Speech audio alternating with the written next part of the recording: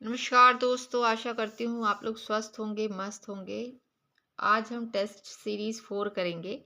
जैसे जैसे APPSC assistant registrar जो 2026 में होने वाला है, अब तारीख ज़्यादा दूर नहीं है तो रिवीजन बहुत ज़्यादा ज़रूरी हो गया है। तो रोज़ आपसे मेरी हम्बल रिक्वेस्ट है कि रोज़ इसके 10 क्वेश्चन तो ज़रूर सॉल्व किया करें। ठीक है, अपना 10-15 मिनट का समय निकाल के चैनल को लाइक सब्सक्राइब ज़रूर करें। और आप लोग कमेंट करने में कंजूसी करते हो। सिर्फ वंदना है और एक मोटिवेशनल करके हैं, उनका कमेंट आते हैं, और एक और सर हैं जिनका अच्छा कमेंट आता है। तो सिर्फ 2 ही 3 विद्यार्थी ही हैं जो कमेंट करने की ज़हमत उठाते हैं। उन तीनों विद्यार्थियों को मेरा तहे दिल से धन्यवाद। तो कृपया करके मेरे जो दूसरे सोए हुए विद्यार्थी हैं उनसे मेरा बहुत ज़्यादा अनुरोध है कि कमेंट ज़रूर करें। उससे ना मुझे मोटिवेशन मिलता है, पता चलता है कि हाँ आप लोग देख रहे हो, आप लोगों को चीज़ें अच्छी लग रही हैं। ठीक है, तो जो पहली बार मेरे वीडियोस को देख रहे हैं तो मैं आपको एक बात बता दूं कि ये जो क्वेश्चंस हैं 2022 का जो पेपर है उसको सामने रखकर उसको एनालाइज करके बनाया जाता है। तो कंटेंट जो है आपको रिलेवेंट ही मिलेगा। क्वेश्चंस जो हैं आने की संभावनाएं, मैं ये नहीं कहती नहीं पूरे क्वेश्चन छप जाएंगे, बट हाँ वैसे ही क्वेश्चन आएंगे, थोड़ा घुमा फिरा कर आ सकते हैं। तो आशा करती हूँ टेस्ट सीरीज आप ज़रूर मन लगाकर करेंगे।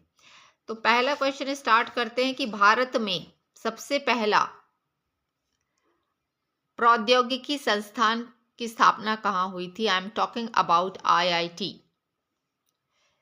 भारत के सबसे पहले आईआईटी की स्थापना कहाँ हुई थी, कब हुई थी, कौन सा था।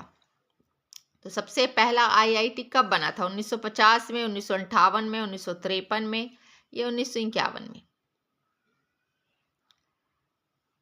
तो सबसे पहला जो आईआईटी था वो था 1951 में बना था।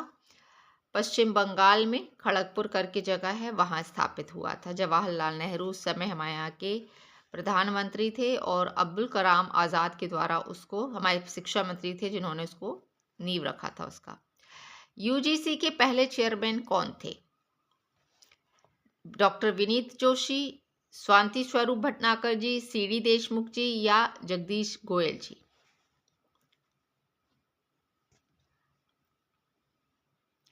तो यूजीसी के जो पहले चेयरमैन थे वो थे डॉक्टर शांति स्वरूप भटनागर जी। ठीक है, ये यूजीसी के पहले चेयरमैन थे। थर्ड है, एआईसीटी के केंद्रीय क्षेत्रीय समिति का कार्यालय मध्य प्रदेश के किस जिले में स्थित है? भोपाल, इंदौर, जबलपुर, शहडोल। तो ये कहाँ स्थित है? भोपाल। मध्य प्रदेश विज्ञान एवं प्रौद्योगिकी परिषद की स्थापना कब हुई थी? जनवरी 1981, फरवरी 1981 या अक्टूबर 1981 या नवंबर 1981?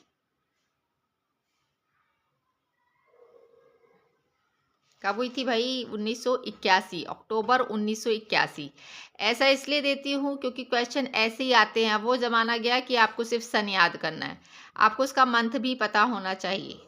तो अक्टूबर 1981 में ये स्थापित हुआ था। ठीक है, मूव ऑन करते हैं नेक्स्ट क्वेश्चन की तरफ कि आईसीएआर कब स्थापित हुआ था?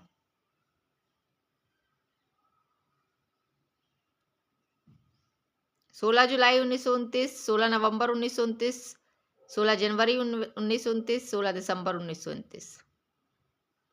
तो ये हुआ था 16 जुलाई 1929। नेक्स्ट करते हैं, इंदिरा गांधी राष्ट्रीय जनजाति विश्वविद्यालय मध्य प्रदेश के किस जिले में स्थित है? भोपाल, उज्जैन, चित्रकूट, अमरकंटक।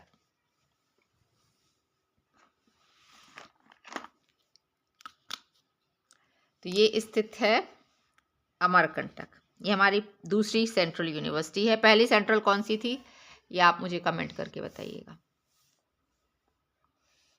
और उसकी स्थापना कब हुई थी ये भी बताइएगा। ठीक है, नेक्स्ट क्वेश्चन ले ले। ये देख पा रहे हो, यदि बन रहे हैं तो वेल एंड गुड है, नहीं बन रहे हैं तो भैया पढ़ाने की बहुत ज़्यादा सख्त ज़रूरत है। नेक्स्ट क्वेश्चन है, किसी शिक्षण संस्थान को विश्वविद्यालय के विशेषाधिकार दिए जाने संबंधी आवेदन पर विचार करता है? कौन करता है? जैसे कोई शिक्षण संस्थान है और उसको विश्वविद्यालय के विशेषाधिकार हमें देने हैं, उसका आवेदन आया है। तो इस पर विचार कौन करेगा कि उसको विश्वविद्यालय के विशेषाधिकार दिए जाएं, जैसे सभा है, कार्य परिषद है, विद्या परिषद है या कुलपति।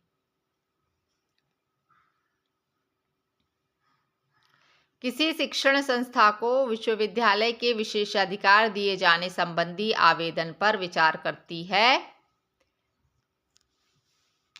विद्या परिषद। सबने कार्य परिषद सोचा था या सभा। नेक्स्ट है, मध्य प्रदेश उच्च न्यायालय सूचना का अधिकार नियम को किस वर्ष प्रभावशील बनाया गया था? तो ये बनाया गया था 2005 में। डीएसटी की स्थापना कब हुई थी? Department of science and technology. 1976, 1971, 1979 या 1975? तो इट्स 1971 है ना, 1971 में हुई थी इसकी स्थापना। तो 2005 में सूचना का अधिकार आया था और 1971 में डिपार्टमेंट ऑफ साइंस बना था। नेशनल इंस्टीट्यूट ऑफ इम्यूनोलॉजी कहाँ स्थित है? नई दिल्ली, हैदराबाद, बेंगलोर, पुणे। इसको शॉर्ट में बोलते हैं NII, national institute of immunology. ये स्थित है नई दिल्ली में। अब आप सभी से हम्बल रिक्वेस्ट है कि ये जो लास्ट क्वेश्चन है इसका कमेंट करके मुझे ज़रूर बताइएगा। और what is the full form of NPTEL? नेप्टेल का फुल फॉर्म आपको कमेंट करके बताना है। और नेप्टेल कब आया था इंडिया में, स्थापित कब हुआ था, ये मुझे कमेंट करके बताना है। यदि कमेंट 10 के ऊपर आ गए तो मैं नेक्स्ट टेस्ट सीरीज कल दूंगी, अदरवाइज मैं इतनी मेहनत नहीं करूंगी अब, क्योंकि रिस्पांस आप लोग नहीं देते हो। देखते तो बहुत सारे बच्चे हैं पर कमेंट नहीं करते हैं। एटलीस्ट यही बता दो कि हाँ मैडम अच्छी लग रही है, या मैडम थोड़ा और टिपिकल क्वेश्चन डालें या थोड़ा और कठिन डालें, ठीक है। और रोज मैं चाहूँ तो 50 क्वेश्चन लेकर आ जाऊँ, पर 10 ही मिनट दे पाना मुश्किल हो जाता है विद्यार्थी के लिए। तो ये जो 3 डाले हैं इन्हीं को इकट्ठे बैठ के एक दिन लगा लो तो भी चलो समझ में आता है। 10, 20, 30 रोज 10-10 इसलिए लेकर आती हूँ, कम से कम वो स्किप ना हो, दिमाग में बैठ जाए, अंडरस्टैंड करो उस कॉन्सेप्ट को। यदि इकट्ठे 50 दे दूंगी तो स्वाइप करते जाओगे, पढ़ोगे नहीं उसको, ठीक है। तो what is the full form of NPTEL का फुल फॉर्म आपको मुझे कमेंट बॉक्स में बताना है। और ये भी बताना है कि ये कब लॉन्च हुआ था भारत में, ठीक है। So thank you so much comment करने के लिए और लाइक करने के लिए, और दोस्तों के साथ शेयर ज़रूर करें। Thank you.